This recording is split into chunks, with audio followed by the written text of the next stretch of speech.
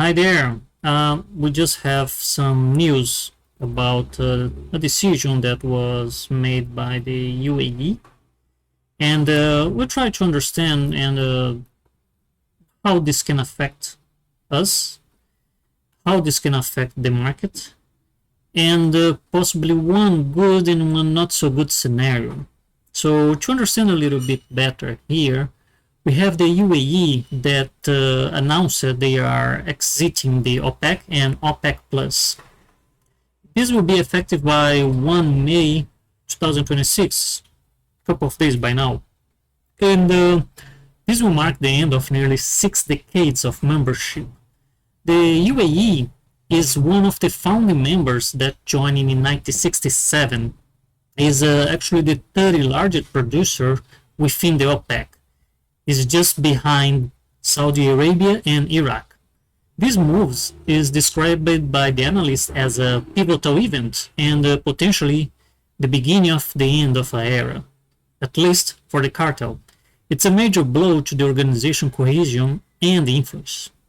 The origin and the purpose of the OPEC date back to the 60s when they created the Organization of the Petroleum Exporting Countries.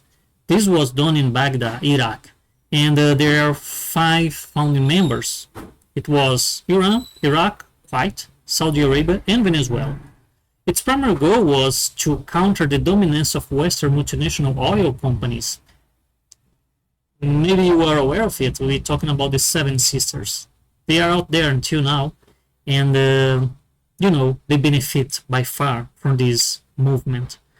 The core of the OPEC, the objectives was basically, coordinate and unify the petroleum policies among members countries, ensure fair and stable price for the oil producers, and guarantee an efficient economic and regular supply of petroleum to the consuming nations. Somehow provide fair return of capital for the investors into the oil industry. By acting as a collective, the OPEC sought to gain greater control over its resources and stabilize the global oil market through production quotas. In 2016, the OPEC Plus alliance was formed, bringing in major non-OPEC producers like Russia to further strengthen its market influence, and it now accounts for approximately 60% of the internationally traded petroleum. The motivations behind the UI departure, according to the energy minister, is that it's a combination of strategic, economic, and geopolitical factors in here, and it's aligning with the long-term strategic and economic vision for the years. So UAE, through the state-owned oil giant ADNOC, has been frustrated by the OPEC production quotas, which it felt constrained its ability to reach its full potential. The country has invested around 150 billion to expand the production capacity and aims to reach 5 million barrels per day by 2027, with the potential to go as high as 6 million. Geopolitical tensions and the Iran war. The ongoing US-Israel war on Iran has been a significant catalyst. The conflict has severely disrupted shipping through the Strait of Hormuz, critical checkpoint for global oil trade. The UAE, a stout US ally and a primary target of Iranian attacks, felt that OPEC consensus-based decision-making was ineffective in addressing these insecurity concerns. By leaving the UAE gains the freedom of use its oil production as a direct tool in its foreign policy and to forge closer strategic ties with the US.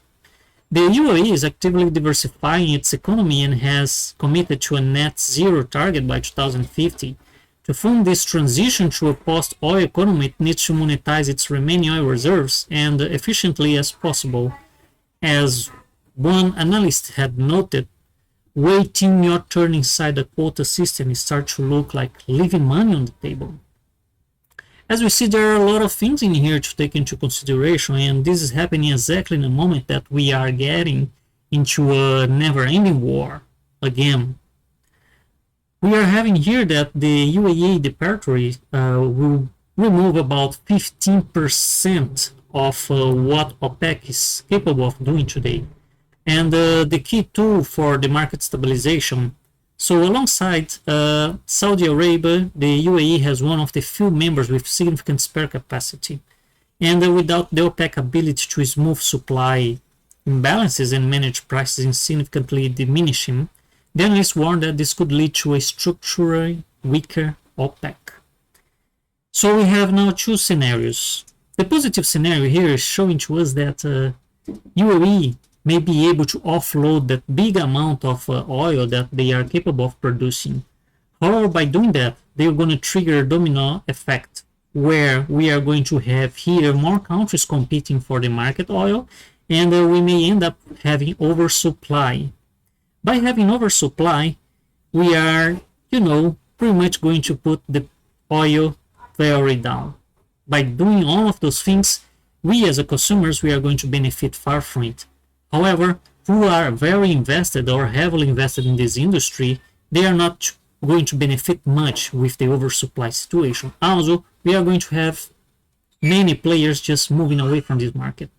I'm not saying that the green market related to the green energy, clean energy, is going to do much right now, because we are still doing it. We're still doing the transition, and this transition has been held multiple times for countries like USA. And when it comes to oil, this unnecessary dependence to oil, we don't know where it's going to actually. Anyway, the more positive scenario is showing that with more players, we are going to have a better price, not necessarily a lower price. We are going to have more efficiency. We are going to have more diversification in the economy. So tell me, what do you think about that?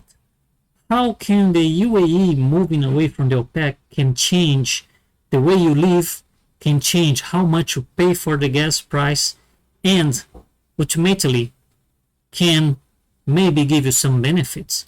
Let us know here in the comments. Thank you for watching.